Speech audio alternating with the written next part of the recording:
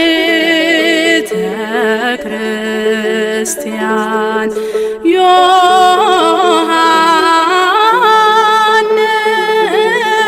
ዮሐንስ ኮከብ ዘኤፌሶን አምደ ቤተ ሳይዳ ማለት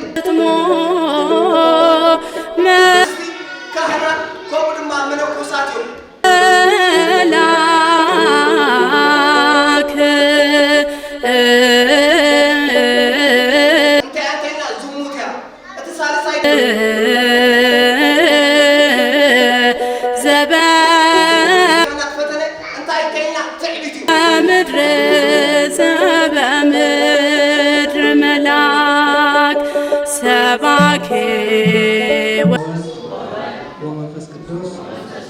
አሐዱ አምላክ አሜን። በክርስቶስ ክርስቲያን በወልድ አምላክ ውሉዳን በሀብትን ጸጋን መንፈስ ቅዱስ መንፈሳውያን ተሰምሆ ስድራ እግዚአብሔር ደቂ ዓደም ቅዱሳን ናይ ሓደራ ደቂ ናይ አምላክ ከመይ ቀኒሆም ከመይ ሓዲርኩም ከመይ መጺሆም ቅዱስ እግዚአብሔር አምላክና ከብዝሕ ኃጢአትና ከይተጸባጸበ ብምሕረቱ ጠሚቱ ኣብ ዝኽቡር ዕለት ናብ ቅዱስ ቤት ዘምጻና ስም እግዚአብሔር አምላክና ዝኸበረን ዝተመስገነን ይሁን። ዝኸበረን ዝተመስገነን ይሁን። አሜን። ሕራይ እግዚአብሔር ፈቂድዎ ነዚ ዕለት እዚ ንኽንመሃር ንኽንደጋገፍ ንኽንተሓጋገዝ ቅዱስ እግዚአብሔር አምላክ እነሆ ቅድስና ሰሚዕና በቅድስና ንኽነብር ንዝነበረና ናይ ስጋ ይኹን ንዝነበረና ናይ ነፍሲ ደዌ እግዚአብሔር ንኸርሐቐልና ናብዚ ቅዱስ ቤቱ ስለ ዘምጻና ብድጋሜ ዝኸበረን ዝተመስገነን ይሁን። ሕራይ ለማዓንቲ እንመሃረሉ ህያው ቃል ወይ ድማ አርእስቲ ካብ ዮሐንስ ወንጌል ካብ ምዕራፍ 5 ፍቕዲ 8 ዘሎ ህያው ቃል ይኸውን። ንሱ ድማ ዓራት ካልዒልካ ናብ ገዛኻ ኸይድ ዝብል ህያው ቃል እዩ። ብሓሳብ ኣለና ዶ? እስኪ ንድገማ ዓራት ካልዒልካ ንገዛኻ ኸይድ። እዚ ዝተዛረበ ጌታናን መድሓኒናን ኢየሱስ ክርስቶስ በዚ ለማዓንቲ ዕለት ብዕለተ ሰንበት እዩ ነይሩ። ጌታናን መድሓኒናን ኢየሱስ ክርስቶስ ኣብ ዮሐንስ ወንጌል ኣብ ምዕራፍ 5 ካብ ፍቕዲ 1 ዘሎ ህያው ቃል ተተመልኪትና ጌታናን መድሓኒናን ኢየሱስ ክርስቶስ በዓለ ፋሲካ ኮይኑ እነሆ ናብ ኢየሩሳሌም ደየበ ይብል። ናብ ኢየሩሳሌም ምስ ደየበ እነሆ ናብ ቤተ ሳይዳ ዝተባህለት ቦታ ከደ። ኣብቲ ቤተ ሳይዳ ዝተባህለ ቦታ ድማ እነሆ ኣብ 5 ኣናእድ ነበሮ። 5 ኣናእድ ድማ ኣብቲ 5 ኣናእድ ድማ እነሆ 5 ሕሙማት እንታይ ገብሩ ነበሩ ይብለና? ደቂሶም ነበሩ ይብለና። ቤተ ሳይዳ ማለት ቃል ብቃሉ እንታይ ይበሃል ወይ ድማ ቃል ብቃሉ እንታይ ማለት እዩ ኢልና እንተሓቲትና ወይ ድማ እንተተረዲእና ቤተ ሳይዳ ማለት ቤት ሳህሊ ወይ ድማ ቤት ምሕረት ተባሂሉ ዝፅዋዕ ቅዱስ ቦታ እዩ። ኣብዚ ቦታ እዚ ኣብ ቤተ ሳይዳ እነሆ ብቅዱስ ሰሎሞን ዝተሰርሐ ማይ ጸሎት ኣሎ። እዚ ማይ ጸሎት እዚ መልአክ እግዚአብሔር ብዕለተ ቀዳም መጽዮነት ማይ ጸሎት የናውጸሞ ቀዲሙ ናብቲ ሩባ ዝኣተወ ወይ ድማ ናብቲ ማይ ዝኣተወ ሰብ ካብቶም ሕሙማት እንታይ ይገብር ነበረ ይብል? ይሓው ነበረ ይብል። ስለዚ እዚ ናይ ምሕረት ቦታ ወይ ድማ እዚ ናይ ሳህሊ ቦታ ጌታናን መድሓኒናን ኢየሱስ ክርስቶስ ካብ መዓልታት ሓደ መዓልቲ ናብቲ ቦታ ንሱ ምስ ደየበ ኣብኡ ብዙሓት ሕሙማት ደቂሶም ጸንሑ። ነገር ግን ካብቶም ብዙሓት ሕሙማት ሓደ ሰብ ን38 ዓመት እነሆ ተደኒሱ ኣብ ዓራት ደቂሱ ዝነበረ ወይ ድማ ዝነበረ ሰብ ኣብኡ ረኸበ ይብለና። ስለዚ ጌታናን መድሓኒናን ኢየሱስ ክርስቶስ ነዚ 38 ዓመት ኣብ ሓንቲ ዓራት ዝደቀሰ ምሕረት ንምርካብ ወይ ድማ ምንጻህ ንምርካብ ዝጽበ ዝነበረ እነሆ ሰብ ምስ ረኸቦ ጌታናን መድሓኒናን ኢየሱስ ክርስቶስ ሓንቲ ሕቶ ሓተቶ ክትሓውዶ ትደሊ ኢኻ? ኣይገርመኩምን? ስለዚ ን38 ዓመት ሓኪም ዝሰኣነ ን38 ዓመት ዶክተር ዝሰኣነ ን38 ዓመት ዝተደነሰ ሰብ ጌታናን መድሓኒናን ኢየሱስ ክርስቶስ ብገዛእ ፍቃዱ ክትሓውዶ ትደሊ ኢኻ ብምባል ሓተቶ እቲ ሰብ ድማ እንታይ ንመለሰ ይብለና? أنا كنت زمن بيت سبن يبلين نعيس عن وجن يبلين أبصر زمن بصح عمد كوينيو نجر جنة ملاك زيابير على تقدام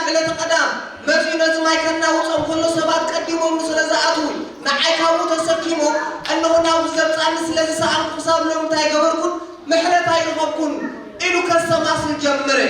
سلام تايج متحف قدس بزعبازي وجن يبلين وين ما زمن يبلين وين ما سب يبلين إلو كتحفوا تجدلوا وجينا ويوهان سنا عصبي قبّان نايو أبزلنا يونايس كذي أبزلنا يونايس سدت كذي سبات وجن يبلين سبات سب يبلين سبات حوي يبلين إلو كتشنو سبات حوي يبلين إلو أنه خايف واني بس تعزي وين ما بس علزي أجزاء أملاكنا نعنا نتاي جبرنا له يمهرنا له كان مدحنا يسوع كريستوس كن أنه فوق عليه تنس على كلمة كادو ما نالك يقوله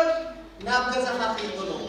كم زعينك محر أملاك زلنا أملاك سباتنا أقول أملاكنا معرفة ديناي نحن نسبقانه أنه ثلاثة شومتر عمد دكيسكا أنه ثلاثة شومتر عمد تدنيسكا بزي وانا يكون كفلي نتاع سعيرات الكاز نبرت عرات سعيركا نقدر زخاكي مبان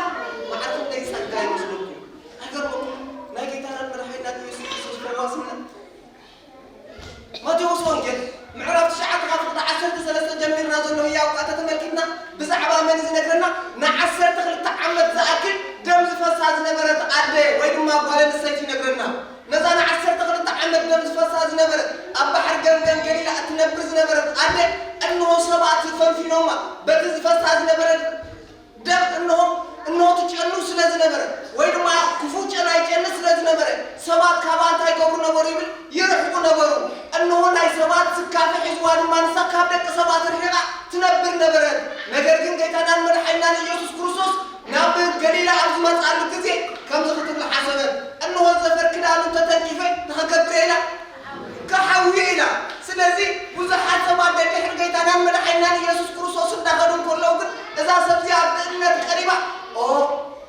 زفر كده أنه تايقبرت لنا حذر أنه الزفر كده أنه مستنكفت لما نعسر تغلط على الدم فاسس نبر أكلاتا أنه دوم لنا كيتانا مرحينا يسوع كريستوس نابهم منسي نابهم سحوز نبر هزبي من يتنكفني قبل حتتهم بفلاي كروس بيتروس أمي قاس ونجيل معرف شو مدة تملكنا قويتها بزح حسابي تغزا كازلو بزح حسابي تنكفا كازلو بزح حسابي تدفع كازلو كم يقدر كأخذ تنكفني تبلغ ما يلي كروس بيتروس هاي قبروا لنا ملسلو كيتانا مرحينا يسوع كريستوس كن حين خاباي قوات كله هاي قبر كيلو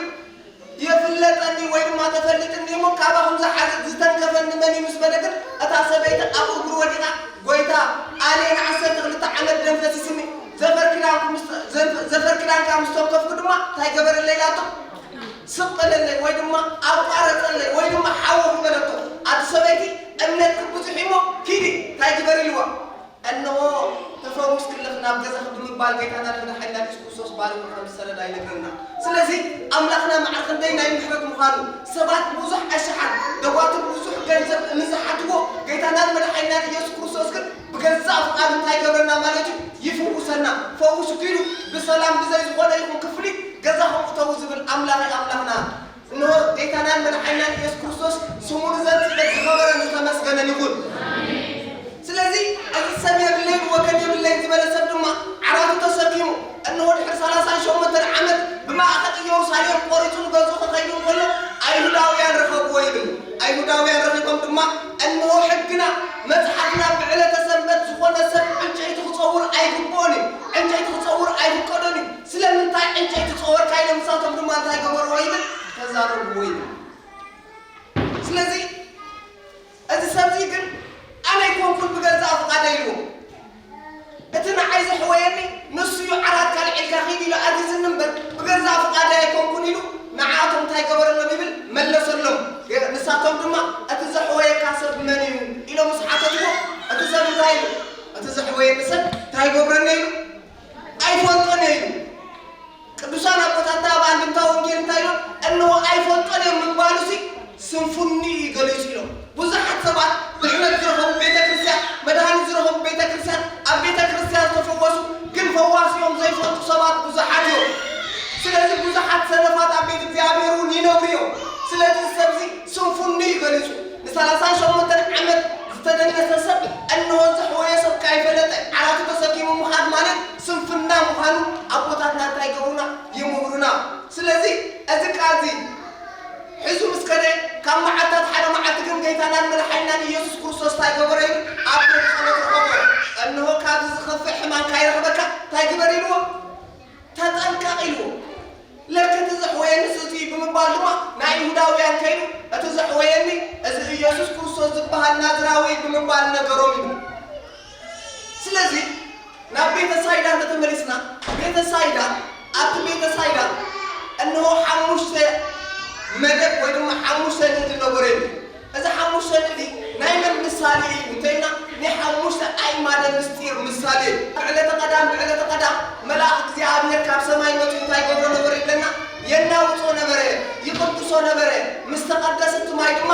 እንሆ ሓደ ሰብ ምስ ኣተወ ናብቲ ቦታ ወይ ድማ ናብቲ ማይ እቲ ሕሙም እንታይ ገብር ነበረ ይብለና ይሓው ነበረ ይብለና እዚ ናይ መን ምሳሌ እንተይና መልአክ ናይ ካህን ምሳሌ እቲ ማይ ድማ ናይ ጥምቀት ምሳሌ እቲ ሓሙሽተ ኣናት ድማ ናይ ሓሙሽተ ኣዕማደ ምስጢር ምሳሌ ክኸውን እንከሎ ካልኣይ ምስጢሩ ንሪኦ ድማ ናይ ሓሙሽተ ዓይነት ሕማማት ወይ ናይ ሓሙሽተ ዓይነት ሕማማት ምዃኑ ድማ ኣድርጋዊ ይነግረና እዚ ድማ እንሆ ናይ ሓሙሽተ ፆታ ሕማም ምዃኑ ወይ ድማ ጾር ናይ ሓሙሽተ ፆታ ምዃኑ ይነግረና እዞም ጾር ናይ ሓሙሽተ ሕማማት ዝበሃሉ ኣየኖት እዮም ኢልና ተተንተሪና ኣይሩ ጎራዙት ኣንስቲ ካህናት ከምኡ ድማ መነኮሳት እዮም ስለዚ እንሆ እዚ ሓሙሽተ ሕማም ናይ ፆታ ተባሂሉ ዘሎ እንሆ ፀላእ ሰናያት ንደቂ ሰባት ዝፍትነሉ እዩ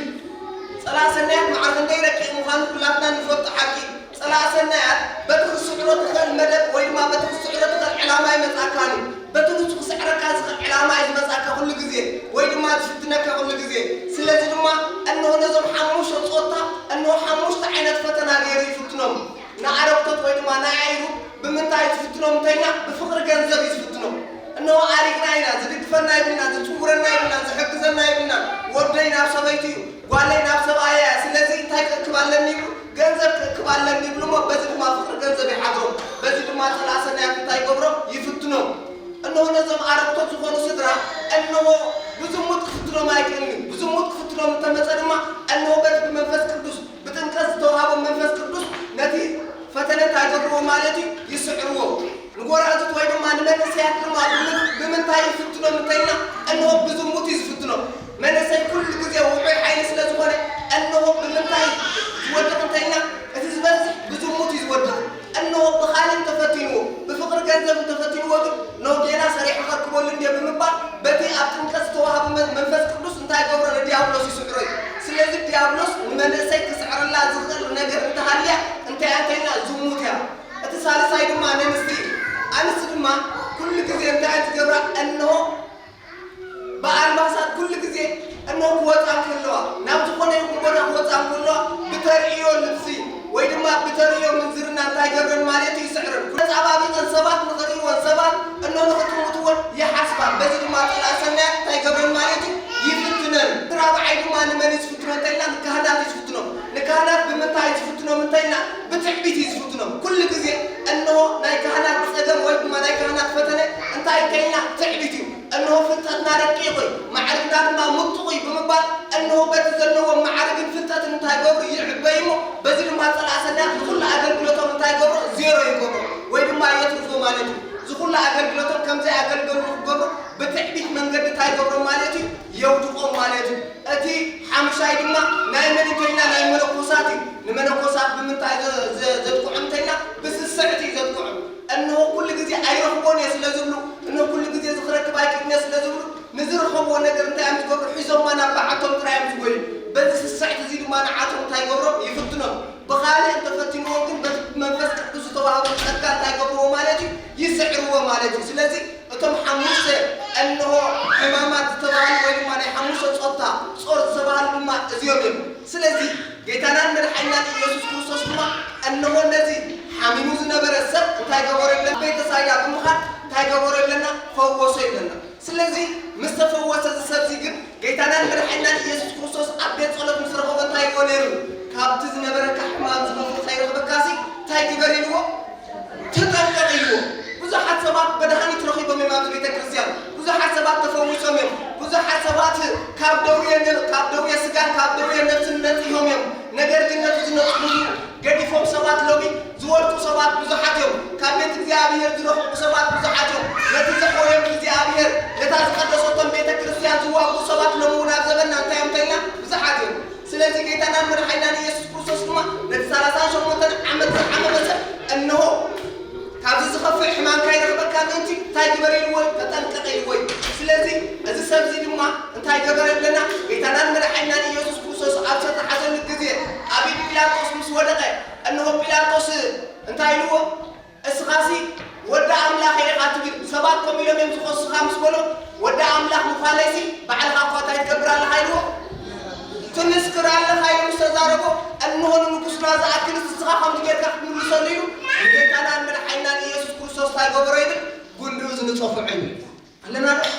ን38 ዓመት ረቂሱ ዝነበረ ሰብ እምኻብ ገዛ ፍቃዱ ዘሕወየ ነቲ ዘሕወየ ካይረአየ ንንጉስ ደፍልካ ብምባል ጉንድኡ እንታይ ገበሮ ይብል ፀፍዖሞ ብኡ ንብኡ ድማ ኢዱ እንታይ ገበረት ይብል ነቐፀል ካብቲ ቀዳማይ ሕማሙ ድማ እነሆ ኣቐዲሙ ዝነበረ ሕማሙ ናይ ስጋ ሕማም ነይሩ ዳሕራይ ዝረኸቡ ሕማም ግን ናይ ነፍሲ ደውየ ረኺብዎ ናብ መንግስተ ሰማይ ዘየቱ ንኣምላኹ ዝሃረመን ዝፀረፈን ሰብ መንግስተ ሰማይ ከም ዘይኣቱ እነሆ ናይ ደውየ ሕማም ረኸበ ይብለና ስለዚ እነሆ እዚ ሰብዚ ክንደይ ዓይነት ሕማማት ኣለዉ ከይና 4 ዓይነት ሕማማት ኣለዉ እዞም 4 ዓይነት ሕማማት ድማ እቶም ክልተ ሕማም ክኾኑ ከለዉ እቶም ክልተ ድማ እንታይ እዮም ተይና መድሃኒት እዮም እዚኣቶም ተተመልኪትናዮም ቀዳማይ እንታይ ዝበሃል ኣሎ ደዌ ዘንጽህ ዝበሃል ኣሎ ደዌ ዘንጽህ ማለት እነሆ ከም ናይ ጢሞቴዎስ እዩ ጢሞቴዎስ ወንጌል ብምስባኽ ናብ ኩለን ቤተ ክርስቲያናት እንዳኸደ ድሕሪ ሐዋርያ ቅዱስ ጳውሎስ ይሰብኽ ስለ ዝነበረ ካብ ምሕር ወንጌል ምስባኽ እንታይ ይሓምም ነበረ ይብል እነሆ ልቡ ከብዱ ይሓምም ነበረ ወይ ድማ ሳምቡ ይነቅቕ ነበረ ሐዋርያ ቅዱስ ጳውሎስ ድማ ቀዳማይ ጢሞቴዎስ ኣብ ምዕራፍ 5:23 ተተመልኪትና እንታይ ይብለና ማለት እዩ እነሆ ስለተቐብድኻ ዘሕምመካ ዘሎ ነገራትን ስለቲ ኩሉ ዝመላለሰካ ዘሎ ሕማምን እነሆ ማይ ጥራይ ኣትስተየ እንታይ ወሲድካ ስተይልዎ ወይኒ ወሲድካ ስተይልዎ ወይኒ ማለት ሎሚ ደቂ ሰባት ንምንታይ ንጥቀመሉ ኣለና እንተይልና ስግኡ እንዶሙ ስለዚ ምንቲ ዝመላለሰካ ዘሎ ሕማም ሎሚ ቅዱስ ቁርባን ተቐበል እሞ ክድሕን ኢኻ ማለት እዩ ስለዚ በዚ መሰረት ድማ እነሆ ጢሞቴዎስ በቲ ዝደኽሞ ዝነበረ ዝሓመመ ሕማም ናይ ደዌ ሕማም እንታይ ሕማም እዩ ነይሩ እንተይልና እነሆ ናይ በረኸት ሕማም እዩ ነይሩ ናይ ንጽህ ሕማም እዩ ነይሩ እነሆ ካልኣይ ሕማም ድማ ተባሂሉ ይፅዋዕ ደዌ ዝበሃል ድማ ናይ ኣቦና ኢዮብ እዩ ደዌ ዘንጽህ ተባሂሉ ድማ ይፅዋዕ ይቕሬታ ደዌ ዘእሴት ተባሂሉ ይፅዋዕ እዚ ናይ እሴት ዝኾነ ደዌ ድማ እነሆ ኣቦና ኢዮብ ሓሚሙ ተፈቲኑ ቆሲሉ ተገሪፉ እነሆ መወዳእቱ ምስ ተዓወተ 7 ዕፅፊ ናቱ ፀጋ እንታይ ኮነሉ ይብለና ተመልሰሉ በዚ ድማ ደዌ ዘእሴት ወይ ድማ ናይ እሴት ደዌ ተባሂሉ ይፅዋዕ እቲ ሳልሳይ ድማ ደዌ ዘመቅዘፍቲ ተባሂሉ ይፅዋዕ እዚ ደዌ ናይ መቅዘፍቲ ድማ ናይ ምንታይ እንተይልና ቀዳማይ ሳሙኤል ምዕራፍ 18 ከምኡ ድማ ኣብ ግብረ ሐዋርያት ምዕራፍ 12 ይነግረና ማለት እዩ ግብረ ሐዋርያት ምዕራፍ 12 ብፍላይ ብዛዕባ መን ዝነግረና ብዛዕባ ሄሮዶስ ዝነግረና ስለዚ ሄሮዶስ ንጌታናን መድኃኒታችን ኢየሱስ ክርስቶስ ንምርካብ 144,000 ህፃናት ዝቐተለ እነሆ ዘይተነስሐ ሰብ ስለ ዝነበረ ድማ መወዳእቱ ኣብ ቤት ማእሰርቱ ከሎ መልኣክ እግዚአብሔር ፀፍዖሞ ኣብኡ ድማ ሓሲቡ እንታይ ገበረ ይብለና ሞተ ይብለና ከምኡ ድማ ሳኦል እግዚአብሔር ኣምላኽ ዘይኣዘዞ ስራሕ ስለ ዝሰርሐ ካብቲ ዝነበሮ መቕዘፍ ካብቲ ዝነበሮ ንግስነት እንታይ ኮነ ይብል ወረደ ንግስነት ናይ ሳኦል ናብ ዳዊት ሰገረ እነሆ እዚ ብምግባር ድማ ንዳዊት ክቆትሎ ብዙሕ ግዜ ይሓስብ ነበረ እግዚአብሔር ድማ እንታይ ገበረ ይብለና ቀዘፎ ይብለና ስለዚ እዚ ድማ ደዌ ዘመቕዘፍቲ ይበሃል እቲ ሳልሳይ ድማ ደዌ ዘነፍሲ ይበሃል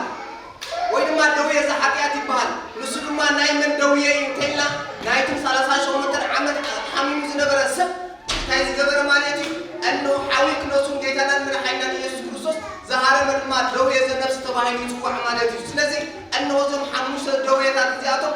ገሊኦም ናይ ምሕረትን ናይ ንጽህናን ክኾኑ ከሎም ገሊኦም ድማ ናይ ነፍስን ናይ መቕዘፍትን ደዌ ተባሂሎም ይንገረሎም ማለት እዩ ስለዚ እነሆ ንሕና እንታይ ዓይነት ምስክር ክንምስክር ይግባአና ሎሚ ቤተ ክርስቲያንና ሎሚ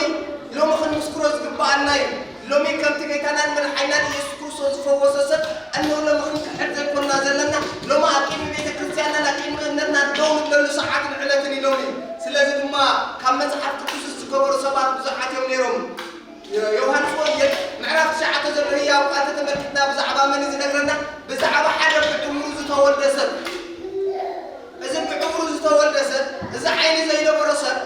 ጌታናን መድኃኒናን ኢየሱስ ክርስቶስ ምስ ረኸቦ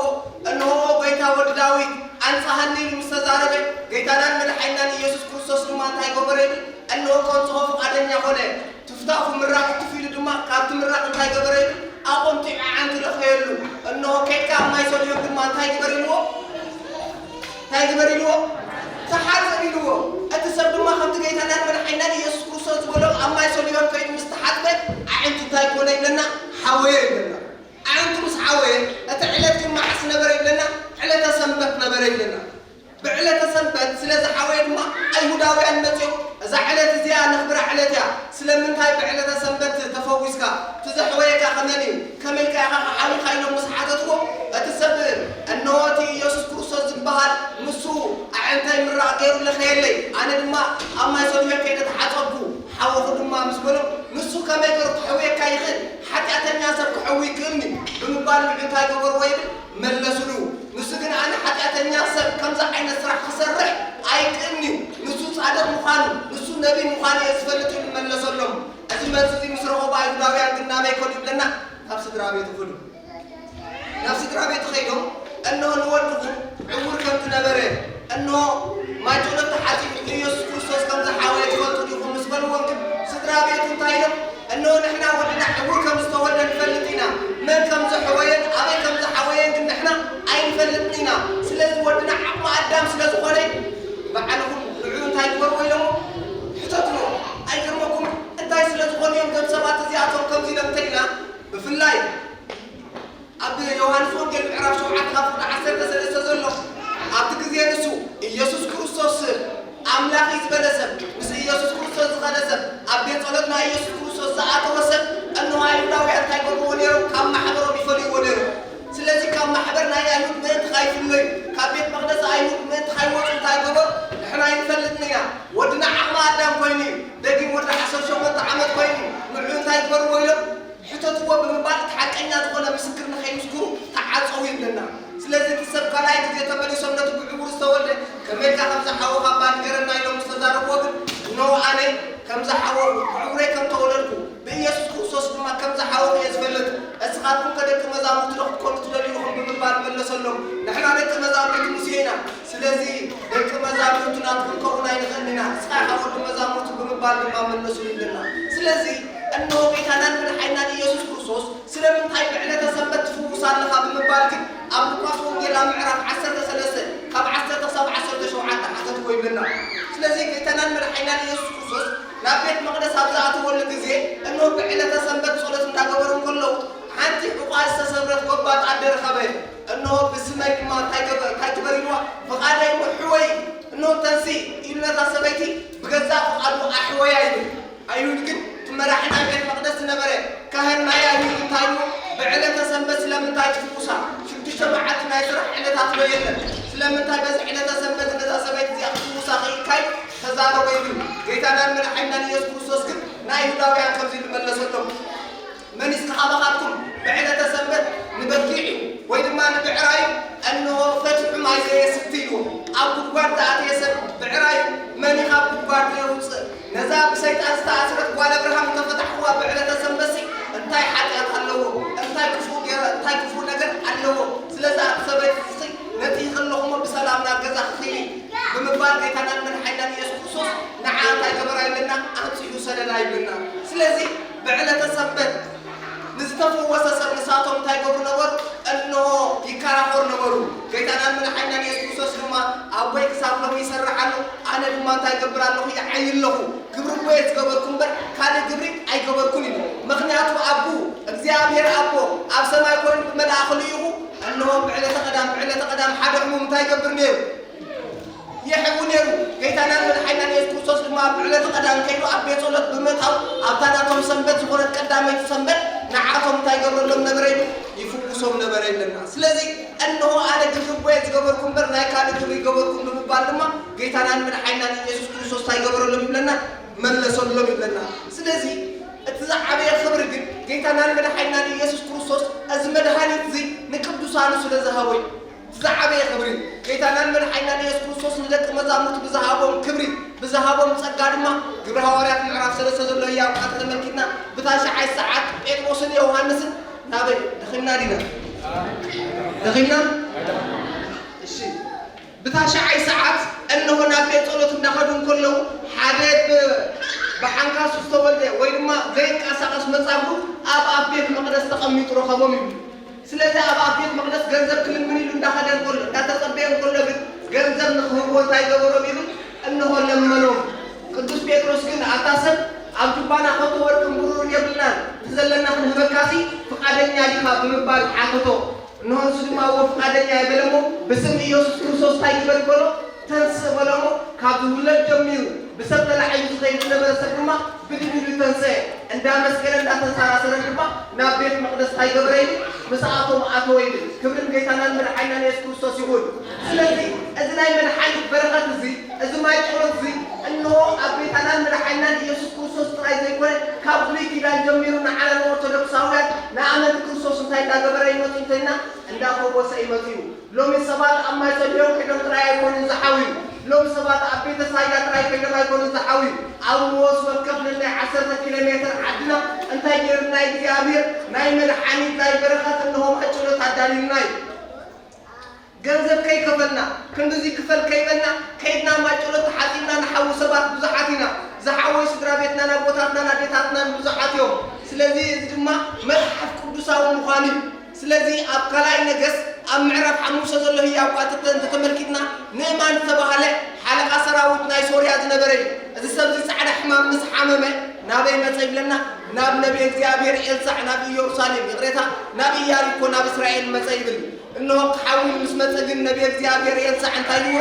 እንሆ ከይድካ ኣባ ዮርዳኖስ ሸውዓተ ግዜ እንታይ ግበር ጥለቕሞ ክትሓዊ ኢኻ በሎ ንሱ ድማ ከምቲ ዝበሎ ከይዱ ሸውዓተ ግዜ ጠለቐ ነቲ ዝነበሮ ጻዕዳ ሕማም ድማ ብሙሉ እንታይ ኮነ ይብል እንሆ ገደፎ ከም ናይ ውሽጢ ቆልዓ ቆርበት ኮነሉ እቲ ናቱ ቆርበት ይብል ስለዚ በዚ ዝተደነቐ ንእማን እንታይ ገበረ ይብል ጎይታይ እንሆ ኣነ ሓውየ እዚ ቦታ እዚ ቅዱስ ቦታ እዩ እዚ ማይ እዚ ድማ ቅዱስ ማይ እሞ ካብ ዝናትካ ካብ ዝናይ ቦታ እዚ ሓመድቲ ሰለስተ ካሻ ሒዘ ክኸይድ ፀበል ክኾነንሲ እንታይ ግበር ይብዎ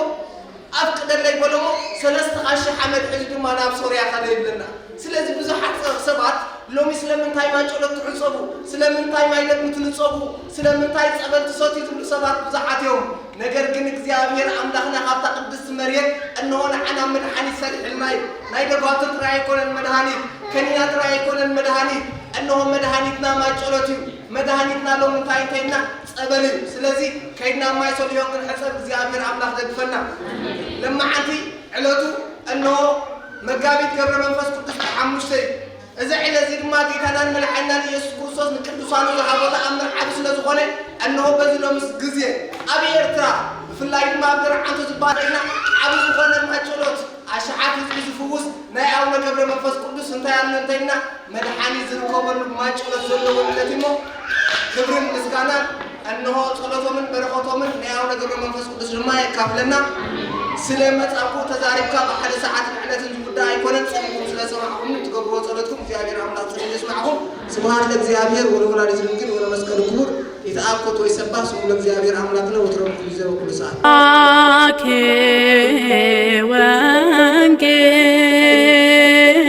ወንጌል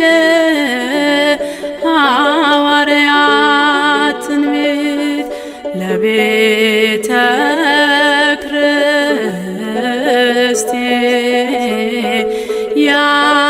ክርስቲያን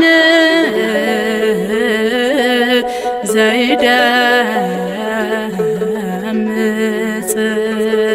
ቀርን ነባቤ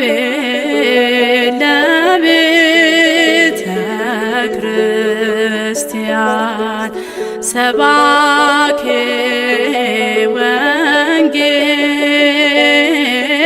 ወንጌል ሐዋርያት ትንቢት ለቤተ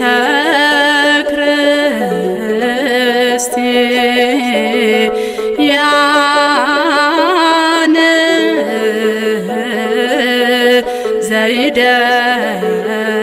ዘይደምጽ ቀርን ነባቤ